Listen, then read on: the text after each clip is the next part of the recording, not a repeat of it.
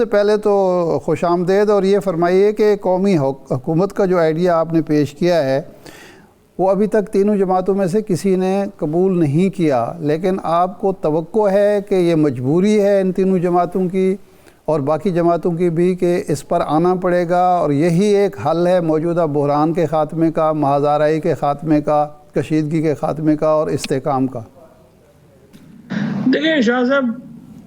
بات یہ کہ تلخیاں تو بڑھائی جانا آسان ہے، جیسا ہم پنجابی میں کہتے ہیں کہ لسی اور لڑائی تو جتنی بھی بڑھا لیں وہ بڑھائی جا سکتی ہے، اس میں پرابلم نہیں ہے۔ لیکن اگر آپ نے معاملات کو حل کرنے ہیں تو پھر ہمیں دیکھنا پڑے گا کہ معاملے کے حل میں سب سے بڑی رکاوٹ کیا ہے۔ رکاوٹ جو ہے وہ دو ہے۔ ایک رکاوٹ یہ ہے کہ پاکستان کے اندر آپ نے ایک ایک کر کے جو کانفلکٹ ریزولوشن کے تمام طریقے تھے وہ آپ نے ختم کر دیے ہیں، بیڑا غرق کر دیا ہے۔ کیونکہ دیکھیں نا، پہلے طے ہوتا تھا کہ یہ حکومت کون بنائے گا، حکومت وہ بنائے گا جس کو عوام کے ووٹوں کی اکثریت ملے گی۔ 8 تاریخ کو ووٹوں کی اکثریت پی ٹی آئی کو ملی، 9 تاریخ کو وہ ووٹ بدل دیے۔ پھر تھا کہ جی جوڈیشری کرے گی، جوڈیشری میں آپ دیکھ رہے ہیں کہ اینٹی ٹیررزم کے ججز کے ساتھ بیچاروں کے ساتھ کیا ہوا، جو آئین کے اوپر قانون پہ عمل کی کوشش جنہوں نے کی۔ پھر ہائی کورٹ کے چیف جسٹس کے ساتھ کیا ہوا، پھر ہائی کورٹ کے ججز کے ساتھ کیا ہوا، پھر آپ نے 26ویں ترمیم لا کے کورٹس ہی ختم کر دی، الیکشن کمیشن ختم کر دیا، speaker office, chairman senate office سارے ارریلیونٹ ہو گئے ہیں۔ تو اب سوال یہ ہے کہ اس میں اگر آپ مذاکرات نہیں کرتے ہیں تو کانفلکٹ ریزولوشن کا تو کوئی اور طریقہ نہیں بچا۔ دوسرا جو پرابلم ہے وہ یہ ہے کہ عمران خان کی جو پاپولیرٹی ہے اس کے خوف نے پاکستان کے سیاسی، عدالتی اور انتظامی نظام کو اپنے گرفت میں لیا ہوا ہے، اور حکومت کو ڈر یہ ہے کہ عمران خان کو اگر وہ ریلیز کریں گے تو پھر یہ سسٹم کولیپس کر جائے گا، اور الیکشن ہوتے ہیں تو عمران خان بھاری اکثریت سے الیکشن جیتتے ہیں۔ سو ان کو سمجھ نہیں آ رہی کہ آخر ہم نے اس سے نکلنا کیسے۔ تو اسی لیے اس کا سلوشن میں نے یہی دیا کہ 1 سال کے لیے آپ ایک ایسا ماحول بنانے کی کوشش کریں جس میں ٹمپریچر نیچے آئے، اور یہ جو فیئر ہے کہ عمران خان آ جائیں گے تو پتہ نہیں کیا کر دیں گے، اور اس وجہ سے سب کچھ جو رکا ہوا ہے، پی ٹی آئی یہ کوشش کرے کہ یہ فیئر دور ہو سکے اور ہم ایک ایسا ماحول میں الیکشن کرا سکیں جس میں کہ بغیر کسی فیئر کے ہم ڈیموکریٹک پروسیس کو آگے بڑھا سکیں۔ اچھا چو صاحب، آپ کی عمران خان سے جیل میں ملاقات بھی ہوئی، تو وہاں یہ آپ نے ان سے ڈسکس کیا یہ آئیڈیا، اور ان کا رسپانس کیا تھا؟ نہیں، وہاں پہ ان سے میں نے یہ آئیڈیا ڈسکس نہیں کیا۔ وہاں پہ میں نے ان سے یہ ڈسکس کیا تھا کہ نیگوشیشنز ہونی چاہیے، اور اس کے لیے ایک ایسی کمیٹی ہونی چاہیے جس میں پولیٹیشنز ڈومینیٹ کریں۔ تو وہ کمیٹی جو ہے وہ پھر بن گئی، اور اس میں بات چیت کی جو بات ہے وہ بھی آ گئی۔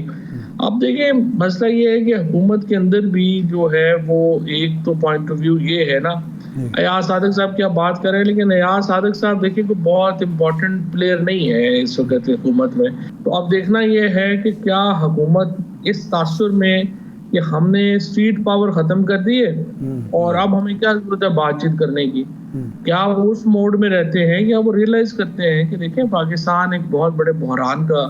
شکار ہے، اور اتنی سیاست یہاں جامد ہو چکی ہے کہ اس کو جب تک آپ عمران خان کی سیاسی حیثیت کو تسلیم نہیں کرتے، پاکستان سیاسی طور پہ آگے نہیں بڑھ سکتا۔ تو اس چیز کو ریلائز کر کے آپ مذاکرات شروع کرتے ہیں۔ اچھا یہ بتائیں فواد صاحب، آپ نے کہا کہ پاپولر جماعت ہے پاکستان تحریک انصاف، 3 متحارب سیاسی جماعتیں، ان پر مشتمل اگر قومی حکومت 1 سال کے لیے ہی بنتی ہے تو پولیٹیکل کیپٹل سب سے زیادہ پھر پی ٹی آئی کا ہرٹ ہوگا، دیگر جماعتوں کے بھی آبویسلی جو ان کے موٹیوز ہیں وہ بھی ہرٹ ہوں گے، تو کیوں سیکریفائز کرے گی پاکستان تحریک انصاف؟ پاکستان تحریک انصاف کے خوف کیا ہیں؟ نہیں، تحریک انصاف کا پولیٹیکل کیپٹل کیوں ہرٹ ہوگا؟ تحریک انصاف کا پولیٹیکل کیپٹل تو انٹیکٹ ہے، اور وہ تو بڑھتا جا رہا ہے، کیونکہ تحریک انصاف قومی حکومت میں وزارتیں نہ لے، باقی پارٹیز کو لینے دے، وہ تو ایشو نہیں ہے۔ ایشو یہ ہے کہ یہ جو خیبر پختونخوا میں آلریڈی وہ حکومت میں ہے، پنجاب میں نون لیگ حکومت میں ہے، سندھ میں پیپلز پارٹی حکومت میں ہے، تو یہ تینوں حکومتیں اپنے طور پہ کام کرتی رہیں، اور وزیر اعظم صرف جو ہے وہ ہم مشترکہ بنائیں تاکہ الیکشن کمیشن اور پاکستان جو ہے اس کو ایک انڈیپینڈنٹ ECP لانا ہے. لیکن نا اس موجودہ جو سیٹ اپ ہے اس میں تو الیکشن لڑنے کا PTI کو کوئی فائدہ نہیں نا, نہ جوڈیشری آزاد ہے, نہ الیکشن کمیشن ہے. جب تک یہ ادارے اپنی جگہ پہ واپس نہیں آ جاتے تو پھر آپ مجھے بتائیں نا کہ اس کو کیسے آپ الیکشن لڑیں گے. سو PTI کا تو اگر الیکشن تک جانا بھی تو ہے نا, الیکشن تک جانے کے لیے PTI کو سٹیپس لینے کی ضرورت ہے, اس لیے قومی حکومت کا حصہ بننے میں کوئی پرابلم نہیں ہونی چاہیے. اچھا فواز صاحب, مسئلہ یہ ہے آپ نے یعنی آپ کی جب حکومت تھی PTI کے, آپ اس کا حصہ تھے, آپ نے چیف الیکشن کمشنر کا تقرر کیا اپوزیشن کے مشورے سے, بعد میں چیف الیکشن کمشنر صاحب اور الیکشن کمیشن سے شکایات پیدا ہوئیں. اس سے پہلے مسلم لیگ نون اور پیپلز پارٹی نے اتفاق رائے سے چیئرمین نیب کا انتخاب کیا, بعد میں ان دونوں کو شکایات پیدا ہوئیں. اب بھی کوئی ایسا فارمولہ ہوتا ہے, اس پر عمل ہو جاتا ہے, وہ حکومت بن جاتی ہے, تو یہ گارنٹی کون کرے گا اور کیسے ہوگی کہ وہ واقعتاً ایک غیر جانبدار قومی حکومت ہوگی؟ اگر صوبے میں پنجاب میں حکومت مسلم لیگ کی ہے تو مسلم لیگ PTI کو یہاں حق ہوگا اپنے سرگرمیاں جاری رکھنے کا. یہ چیزیں ایسی ہیں, ایک بدگمانی بھی ہے, مسٹرسٹ بھی ہے, اور ماضی کے تلخ تجربات بھی ہیں. تو اس کے بارے میں بھی آپ نے سوچا کہ یہ سپریم کورٹ تو اب اس پوزیشن میں نہیں ہے کہ وہ گارنٹی کر سکے اور اس کی کوئی بات, کیونکہ اس کے تو فیصلوں کو کوئی نہیں مانتا. کون گارنٹر ہوگا؟ نہیں, یہ تو کوالٹی آف پرسن کے اوپر ہے نا جس کو آپ چنیں گے اگلا وزیر اعظم. اگر آپ نے وہ بھی جس طرح سے آپ نے پچھلا جو چیف الیکشن کمشنر ہے وہ آپ نے بنا دیا, نہ حکومت نے چنا نہ اپوزیشن نے چنا, وہ تو جنرل فیض صاحب نے چنا تھے, راجہ سکندر سلطان صاحب کو, تو وہ آپ نہ بناتے, آپ یہ سوچ کے بناتے کہ یہ آدمی جو بنائیں گے وہ کوالٹی والا آدمی ہوگا تو آپ کو یہ بھگتنا نہ پڑتا. سو یہ تو جو زرداری صاحب ہیں, نواز شریف ہے اور عمران خان ہے اور مولانا فضل الرحمان ہے, یہ 4-5 لوگ جو ہیں یہ تو اب پھر ان کی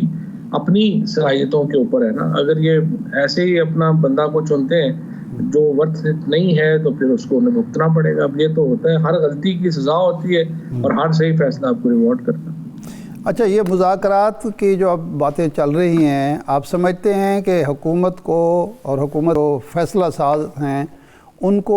یہ سمجھ آ گئی ہے کہ مذاکرات بغیر معاملہ آگے نہیں چل سکتا, یا وہی سوچ غالب ہے جس کا آپ ذکر کر رہے ہیں کہ ٹھیک ہے جی ہم نے اسٹیٹ پاور سے اسٹریٹ پاور کا خاتمہ کر دیا ہے تو اب معاملات ایسے بھی چلائے جا سکتے ہیں؟ میرا تو خیال ہے کہ ابھی کوئی ایسا مذاکرات کی یا پاکستان کو واپس نارملائز کرنے کی سوچ نہیں ہے. اور ابھی یہی ہے کہ چونکہ اسٹیٹ پاور ہمارے پاس ہے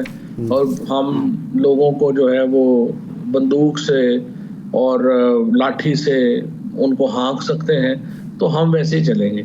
سو مجھے یہی لگتا ہے کہ ابھی کوئی ایسا مجھے تو سوچ نظر نہیں آئی, کوئی پریکٹیکل اظہار تو نہیں ہوا کہ کہیں بھی یہ سوچ بھی ہے کہ کہیں اس کو لے کے چلنا ہے. اور PTI کو فی الحال وہ سمجھتے ہیں کہ پریشر, اسٹریٹ پریشر ڈالنے کی پوزیشن میں نہیں ہے, اور قانون اور جو کوئی ٹریڈیشن ہے, قانون ہے, ڈیموکریسی ہے, موریلٹی ہے, وہ تو اس حکومت نے ثابت کیا ہے کہ ان کے نزدیک ان کی کوئی ایشوز نہیں ہے. جی, تو میرے خیال میں تو مذاکرات کی امید جو ہے وہ ابھی تک تو کم لگ رہی ہے. اچھا, ابھی آپ جب ملاقات ہوئی تو یہ ظاہر 26 نومبر گزر چکا تھا, 24 سے 26 کے جو تھا معاملہ. اب جو ہم باتیں سن رہے ہیں کہ جی ہم سول نافرمانی کی جو ہے اپیل کریں گے اور لوگ تیار ہو جائیں گے, آپ سمجھتے ہیں کہ محاذ آرائی میں مسلسل مبتلا رکھنا پارٹی کو, ملک کو اور اپنے کارکنوں کو, یہ PTI کی درست حکمت عملی ہے؟ آپ نے اس معاملے میں کچھ مشورہ دیا خان صاحب کو؟ آپشن کیا اور ارشاد صاحب؟ جی, مسئلہ یہ ہے نا کہ آپ نے کانفلکٹ ریزولوشن کی کوئی چیز جگہ چھوڑی ہو نا, کوئی عدالتیں ہوں جہاں پہ آپ جا سکیں, کہیں کوئی الیکشن کمیشن ہو جس میں آپ اپنی شکایت کر سکیں, کہیں پہ کوئی اسمبلی ہو جہاں پہ آپ اپنی آواز بلند کر سکیں. جب کوئی راستہ ہی نہیں ہے اور آپ کا ایک دروازے کمرے میں بند کر کے کنڈیاں لگا دی جائے اور سانس لینے کی بھی اجازت نہ دی جائے, تو مجھے بتائیں پروٹیسٹ کے علاوہ اور کیا جو ہے وہ آپ کے پاس آپشن بچے گی. The problem is that government اور اتھارٹیز جو ہیں وہ اپنی اپوزیشن کو اتنا سفوکیٹ کر رہی ہیں, اتنا ان کا سانس دبا رہی ہیں کہ ان کے پاس کوئی جگہ ہی نہیں ہے وینٹ آؤٹ کرنے کی, اور اس لیے آپ ایکسٹریم پروٹیسٹ کال جو ہے وہ دیکھ رہے ہیں. اور یہاں پہ تو گولیاں تک لوگوں پہ چلا دی گئی ہیں پروٹیسٹ کے اوپر بھی, تو ظاہر ہے کہ صحیح